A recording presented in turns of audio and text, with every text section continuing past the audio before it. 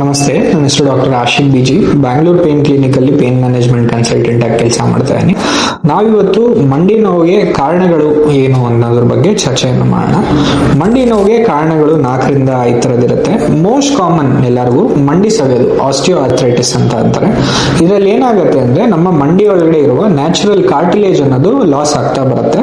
So ಅವಾಗ ಮಂಡಿ ಅನ್ನೋದು ಸವಿತಿರಬೇಕಾದ್ರೆ ನಿಮ್ಗೆ ಮೂಳೆ ಹತ್ರ ಬರೋಕ್ ಶುರು ಆಗುತ್ತೆ. ಇದಕ್ಕೆ 4 ಸ್ಟೇಜಸ್ ಇರುತ್ತೆ, 1, 2, 3, 4 ಅಂತ. 1, 2 ಬಂದು ಸ್ಟಾರ್ಟಿಂಗ್ ಸ್ಟೇಜ್, ಅಷ್ಟೇ ಪೇನ್ ಇರಲ್ಲ. ನಿಮ್ಗೆ ಏನಾದ್ರು ಎಕ್ಸರ್ಸೈಸ್ ಮಾಡ್ಕೊಂಡು ಇಲ್ಲಾಂದ್ರೆ ಜೆಲ್ ಹಾಕೊಂಡು ಮಂಡಿ ಮೇಲೆ ಕಡಿಮೆ ಆಗ್ಬಿಡುತ್ತೆ. ಸ್ಟೇಜ್ 3 ಅಲ್ಲಿ ಏನಾಗುತ್ತೆ ಅಂದ್ರೆ ಮಂಡಿ ಒಳಭಾಗದಲ್ಲಿ ಮೂಳೆ ಹತ್ರ ಬರೋಕ್ ಶುರು ಆಗುತ್ತೆ. ಅವಾಗ ನಾವಿಲ್ಲಿ plasma therapy, growth factor concentrate therapy ಅಂತ ಎಲ್ಲ ಮಾಡ್ತೀವಿ. 4ನೇ ಸ್ಟೇಜ್ ಅಲ್ಲಿ ಏನಾಗುತ್ತೆ ಅಂದ್ರೆ ಪೂರ್ತಿ ಮೂಳೆ ಅನ್ನೋದು ಅಂಟ್ಕೊಂಡ್ಬಿಡುತ್ತೆ.